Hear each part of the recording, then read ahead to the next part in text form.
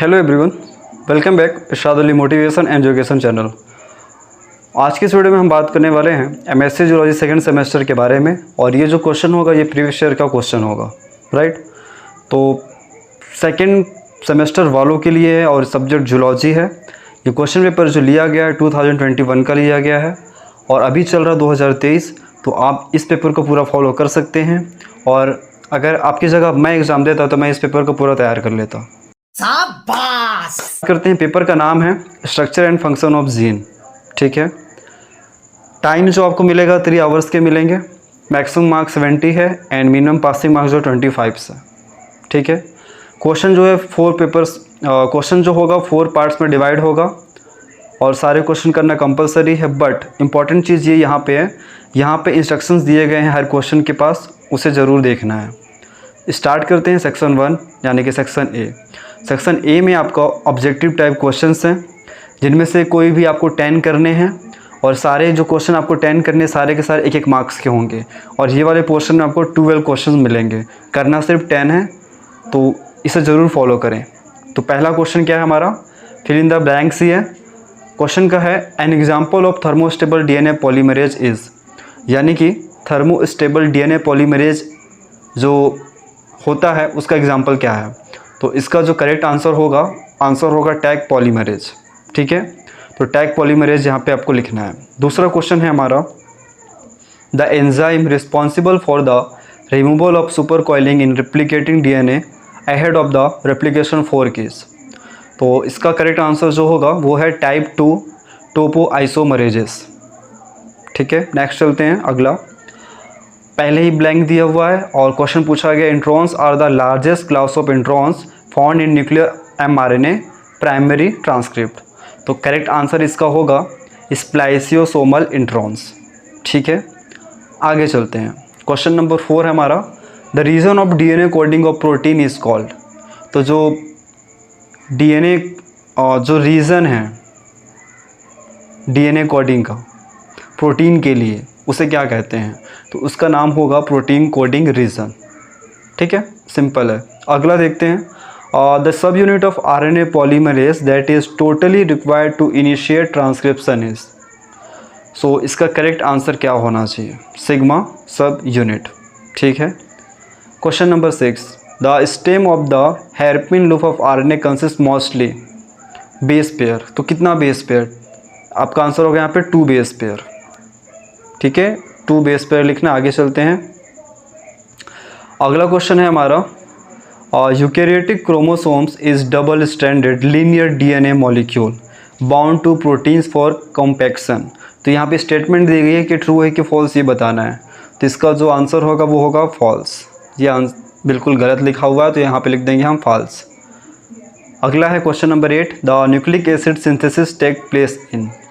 तो इसका correct answer क्या होगा, करेक्ट ऑप्शन नंबर बी है 5 to 3 डायरेक्शन। ठीक है, आगे क्वेश्चन नंबर हमारा 9 आता है, nucleotides are linked together to form nucleic acid through which type of bond.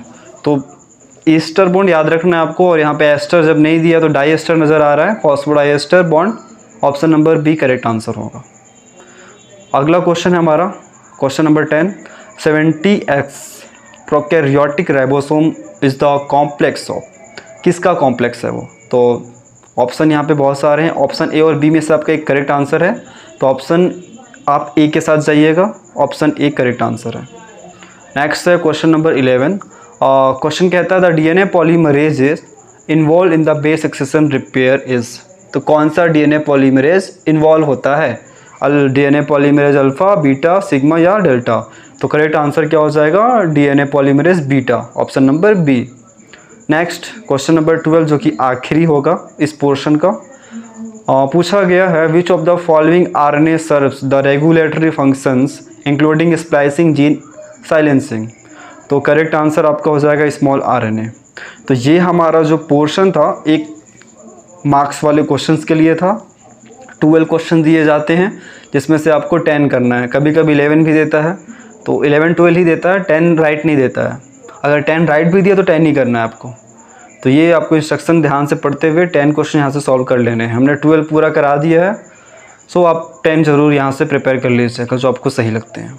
तो अब बारी है हमारा सेक्शन बी देखने की, जहाँ पे आपको क्वेश्चन पूछे जाएंगे very short answer type questions, और यहाँ पे एक इंस्ट्रक्शन दी गई है कि इसमें से कोई भी 5 करना है 7 में से, और यहाँ पे जो लिमिट है वर्ड लिमिट दिया गया है 25 से 30 वर्ड्स का, तो इसे ज़रूर ध्यान रखना है, राइट। ये हम कह सकते हैं यहाँ पे सिर्फ डेफिनेशन वाले क्वेश्चंस हैं, जितना पूछा है सिर्फ उतना ही लिखना है, 2 मार्क्स के हैं, 5 करने हैं कोई भी। पहला क्वेश्चन पूछा गया डिफाइन ट्रांसक्रिप्टोन, ठीक है। दूसरा पूछा गया है डिफाइन जीनोम। थर्ड है what is the meant by DNA damage, DNA damage किसे कहते हैं। अगला है प्रोमोटर किसे कहते हैं। 5th नंबर है व्हाट और इंट्रॉन्स क्या है। एंड 6th नंबर है प्रोटियम का मीन क्या होता है।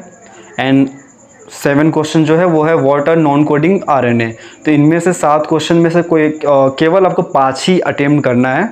अब कोई से भी करे, चाहे 1 2 3 4 6 ऐसे 7 कर ले, वो आपके ऊपर डिपेंड करता है। अगर आपको कोई भी डाउट होता है, यानी कि कोई क्वेश्चन का आंसर नहीं मिलता, समझ में नहीं आता, कमेंट कर दीजिएगा, हम उसके ऊपर एक प्रॉपर सेपरेट वीडियो बना करके आपको दे देंगे, ठीक है। तो अगला सेक्शन सी आता है हमारा, जिसमें हमें short answer type question solve करने हैं, और इसमें से क्या करना है, हमें कोई भी 5 करना है, और एक क्वेश्चन आपको करने पर 4 मार्क्स मिलेगा, ठीक है। तो यानी कि 20 मार्क्स का हो जाएगा। तो पहला क्वेश्चन पूछा गया यहाँ पे give a brief account structure of gene.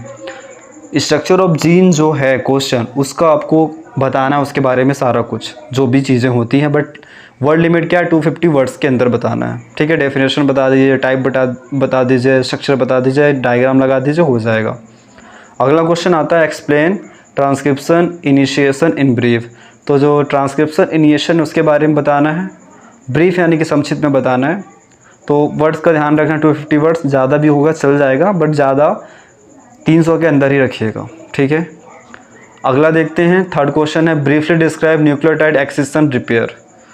तो न्यूक्लियोटाइड का जो एक्सिशन रिपेयर होता है उसके बारे में बताना है। 4th नंबर आता है हमारा give a brief account alternative splicing mechanism, ठीक है। 5वां नंबर है describe the structure of tRNA। तो tRNA के बारे में बताना है यहाँ पे, उसका स्ट्रक्चर, डेफिनेशन, एवरीथिंग। अगला आता है DNA super coiling in brief. DNA का जो सुपर कॉइलिंग प्रोसेस है उसे या उसके बारे में बताना है, ठीक है। अगला जो क्वेश्चन आता है हमारा वो है give a brief account on protium diversity. तो अभी ऊपर प्रोटियम का डेफिनेशन पूछा था, अब यहाँ पे प्रोटियम का डाइवर्सिटी पूछ रहा है, तो बस डेफिनेशन दे दीजिएगा, डाइवर्सिटी को समझा दीजिएगा, हो जाएगा कंप्लीट। लास्ट क्वेश्चन, हाँ लास्ट ये हमारा सेक्शन है, सेक्शन नंबर डी, जो कि सबसे लॉन्ग वाले क्वेश्चन यहीं से आते हैं 10 मार्क्स के। और जो क्वेश्चन आपको पूछा जाएगा वो है 3 क्वेश्चन को अटेम्प्ट करना है, हर क्वेश्चन 10 मार्क्स के हैं। और मैं जब एग्ज़ाम दे रहा था एमएससी का, तो आपकी जगह अगर मैं रहता तो सबसे पहले मैं 10 मार्क्स के क्वेश्चन को ही सॉल्व करता, और मैंने ऐसा किया भी है।